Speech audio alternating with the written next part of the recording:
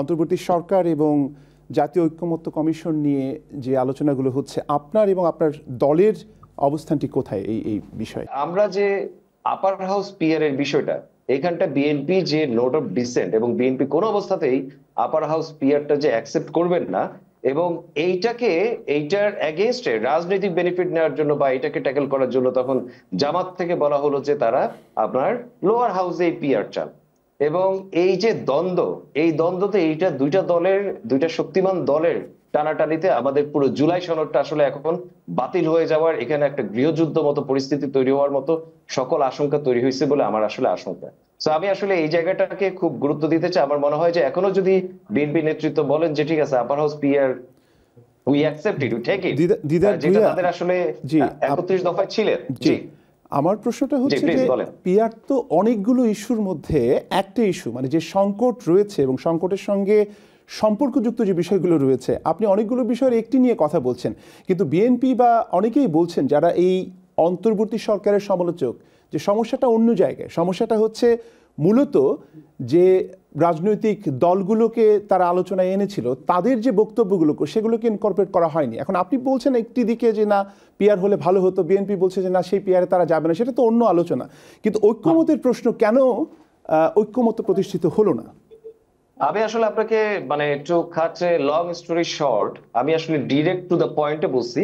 কারণ যেহেতু আমাদের আসলে এই যে বাড়তি যে সময়টা আমরা নিয়েছিলাম তাদের থেকে, একবার 1 মাস এবং একবার 15 দিন, এই সময়টা তো আমরা আসলে সবগুলো দলের সঙ্গে কথা বলার সুযোগ হয়েছিল, এবং আমরা বলছিলাম মানে আনঅফিসিয়াল যে আমাদের সাইডলাইন টক, এবং সেইখানটা কিন্তু আমরা আমাদের পারসেপশনটা এরকমই হয়েছে যে এই জায়গাটা আসলে জিনিসটা আটকে আছে, যে বিএনপি আসলে আপার হাউস পিআর মানছে না, এবং বিএনপি আপার হাউস পিআর না মানলে তাহলে আসলে পিআর জিনিস মানে আপার হাউস জিনিসটা আসলে তখন আর কোনো প্রাসঙ্গিকতা থাকে না, এবং স্বাভাবিকভাবে সেটাকে ট্যাকেল করার জন্য তখন জামাত আর একটা স্ট্যান্ড নিয়েছে।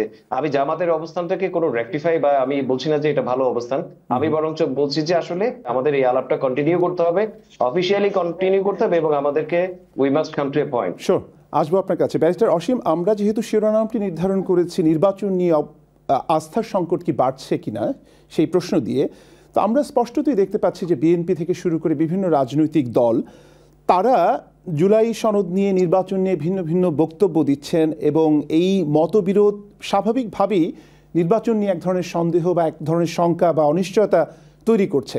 আপনাদের মধ্যে কি এরকম কোনো অনিশ্চয়তা আছে কিনা? ফেব্রুয়ারির যে নির্বাচন, যেটি প্রধান উপদেষ্টা লন্ডনে এসে আপনাদের নেতার সঙ্গে কথা বললেন, এক ধরনের বলা যায় যে সমঝোতাও হয়েছে অ্যাপারেন্টলি, তো সেই জায়গাটিতে কেন এত শঙ্কা? আমি একটু বলি, যেটা সেটা হচ্ছে আমি ব্যক্তিগত ক্যাপাসিটিতে আমি একটু কথা বলছি। বাংলাদেশ জাতীয়তাবাদী দলের আমি আন্তর্জাতিক সম্পাদক, কিন্তু পার্টির যে হায়ারার্কি সে অবস্থান থেকে আমার বক্তব্য দলের বক্তব্য হবে না, এটা আপনি নিজেও বোঝেন। তো একজন আইনজীবী হিসেবে বা সাধারণ নাগরিক হিসেবে আমি একটা কথা বলি, এই যে সংস্কার, ঐকমত্য কমিশন, আমার সহ-আলোচক দিদারুল সত্যিই বলেছেন যে প্রকৃত ঠিকই বলেছেন যে 10 মাস সংস্কারের জন্য কোনো সময় না, এটা আমি নিজেও বুঝি। 10 বছর কেন, এই দেশে 20 বছরও সম্ভব হবে না সংস্কার। কারণ এই যে দেখলেন তো রাজনৈতিক দলগুলো এবং যারা সরকার, দেখো যে যায় লঙ্কায় সে হয় রাবণ। আপনি বললেন যে মাননীয় প্রধান উপদেষ্টা লন্ডন গিয়েছেন, উনি তো গেছেন, আমি আগেও বলেছি উনি গেছেন আমার নেতা জনাব তারেক রহমান সাহেবকে একটু কমফোর্ট দেওয়ার জন্য। আপনি মোটামুটি চুপচাপ থাকেন, আমি ব্যবস্থা নিচ্ছি। উচিত ছিল বাংলাদেশ জাতীয়তাবাদী দলের অনেক আগ থেকে প্রেসারের মধ্যে রাখা সরকারকে। আপনি এই যে সংস্কারের জন্য বসলেন, জাতীয় ঐকমত্য কমিশন হলো, এই সংস্কারগুলো আপনি দেখেন জুলাই সনদ 48টা দফা আছে, হ্যাঁ অথবা না। ও জায়গাতে মনে করেন না পড়েও ধরেন আপনি 25টাতে হ্যাঁ বলবেন, তার মানে বাকি 23টা যে না আপনি মনে করছেন সুযোগ আর নেই, ওই হাতেই চলে যাবেন। হ্যাঁ কিংবা না যে কোনো একটাই বলতে হবে, অর্থাৎ আপনাকে খেলে পুরাটাই খেতে হবে, মানে ডিনার লাঞ্চ যা আছে ব্রেকফাস্ট সবকিছু একসঙ্গেই খেতে হবে। আর দ্বিতীয় কথাটা হচ্ছে রোজা তো 30 দিন, তারপরে ঈদ। এখানে রোজার আগেই ওনারা ঈদের ব্যবস্থা করেছেন, এটা হয়ে গেছে এ ধরনের। বাংলাদেশের কতভাগ মানুষ এই যে সনদের যে প্রশ্নগুলো থাকবে আপনি সমর্থন করেন কি করেন না, তার আগে যে কন্টেন্টটা আছে 15%-এর বেশি কেউ বুঝবে না। আমি দাবি করে বলতে পারি আমার মাও বুঝবেন না। শিক্ষিতদের মধ্যেও যারা 15%, আমি যাদেরকে যদি ধরি, তারা মনে করেন যে লেভেল অফ আন্ডারস্ট্যান্ডিং অনুযায়ী সব যদি বোঝেন, এই হাত পাটা বাধা থাকবে, কারণ ওই যে হ্যাঁ এবং না এর কারণে কিছু কিছু ক্ষেত্রে তাদের দ্বিমত থাকতে পারে। অতএব তাকে আইদার হাতে যেতে হবে অথবা নাতে যেতে হবে, যেটাই যান না কেন।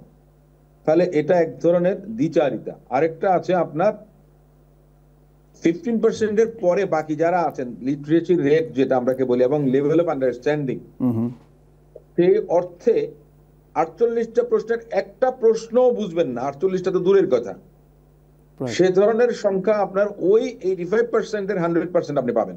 ব্যারিস্টার অসীম, এই বাস্তবতাকে মেনে নিয়েই বলছি, তাহলে আপনারা এই মুহূর্তে কি চাইছেন, মানে এই সংকট থেকে বেরিয়ে আসা?